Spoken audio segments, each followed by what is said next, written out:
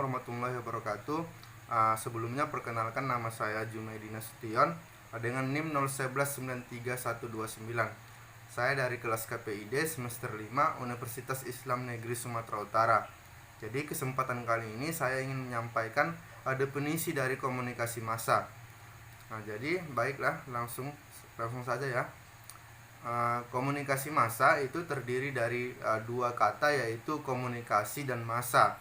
Jadi menurut para ahli, yaitu Wilbur Schramm, menyatakan bahwa komunikasi itu berasal dari bahasa Latin, yaitu komunis, yang berarti dalam bahasa Inggris itu common, yaitu sama. Maka komunikasi merupakan ilmu yang mempelajari pernyataan antar manusia, di mana pernyataan tersebut dilakukan dengan menggunakan lambang-lambang, begitu ya, lambang-lambang yang sangat berarti bagi komunikator maupun komunikan. Lanjut, yaitu ciri-ciri komunikasi massa. Jadi menurut De Fleur and McQueen pada tahun 1985, yang pertama itu ciri-cirinya ditunjuk ke khalayak luas, heterogen, tersebar, anonim, serta tidak mengenal batas geografi dan kultur. Yang kedua yaitu bersifat umum dan bukan perorangan. Yang ketiga, penyampaian pesan berjalan secara cepat dan mampu menjangkau khalayak luas masyarakat dalam waktu singkat, gitu, relatif. Yang keempat yaitu penyampaian pesan cenderung bersifat satu arah.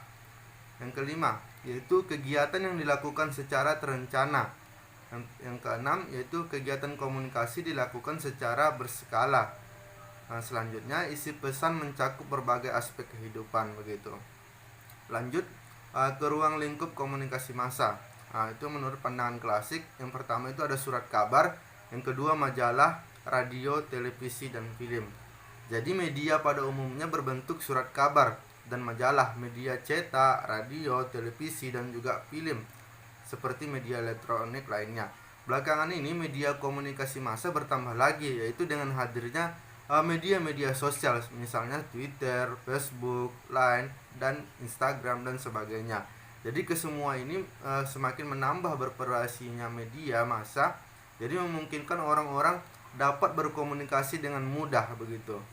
Jadi perkembangan komunikasi massa ini terjadi belakangan ini dan sering berkembangnya teknologi komunikasi. Jadi komunikasi di sini berkembang demikian pesat. Jadi orang-orang dapat menggunakan komunikasi ini dengan modern, begitu ya, media sosial. Jadi semakin komponen komunikasi massa ini itu seperti komunikator, yaitu komunikator ini membuat penyiar dan presenter. Yang kedua yaitu pesan. Jadi pesan ini yaitu informasi yang akan disampaikan ke media massa. Yang ketiga itu komponen ketiga itu media. Jadi ini untuk memikat khalayak atas informasi yang diberikan. Yang keempat yaitu komponennya itu adalah khalayak masyarakat banyak, begitu. Filter ini menyaring informasi atau pesan yang akan kita sampaikan. Lanjut, fungsi komunikasi massa. Fungsi komunikasi massa ini adalah fungsi pengawasan, fungsi korelasi, dan fungsi sosial. Dan yang keempat yaitu fungsi transmisi budaya. Jadi fungsi melawan yang kelima yaitu fungsi melawan kekuasaan. Keenam, fungsi menggugat. Jadi diartikan sebagai secara kelompok orang yang cenderung untuk belajar dan menyampaikan informasi baru. Jadi fungsi transmisi budaya ini dalam hal-hal tertentu dapat juga disamakan dengan pewarisan budaya, yaitu suatu usaha untuk menyampaikan sejumlah pengetahuan atau pengalaman untuk dijadikan pegangan dalam meneruskan estafet kebudayaan. Bentuk-bentuk transmisi budaya ini meliputi akulturasi, sosialisasi, dan enkulturasi. Jadi akulturasi ini yaitu suatu proses sosial yang timbul manakala suatu kelompok manusia dengan kebudayaan tertentu. Jadi kebudayaan ini dihadapkan dengan unsur-unsur kebudayaan asing. Begitu ya teman-teman.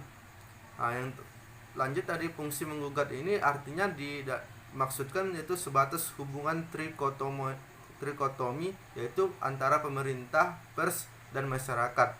Jadi dalam kaitan ini secara ideal ketiga komponen tersebut secara bersama-sama, jadi sering sejalan, saling memberikan kontribusi yang bersifat positif, begitu ya. Komunikasi massa juga berfungsi sebagai melawan kekuasaan dan kekuatan represif. Dalam hal ini, komunikasi massa bisa menjadi sebuah alat untuk melawan kekuasaan dan kekuatan yang represif gitu ya. Komunikasi massa dengan salah satu fungsinya itu informatif atau memberikan informasi kepada halayak. Namun informasi-informasi yang diungkapkannya ternyata dapat juga mempunyai motif-motif tertentu begitu ya untuk melawan kemapanannya gitu ya. Baik, sampai di sini saja teman-teman. Saya Jumadina Nasution undur diri. Assalamualaikum warahmatullahi wabarakatuh.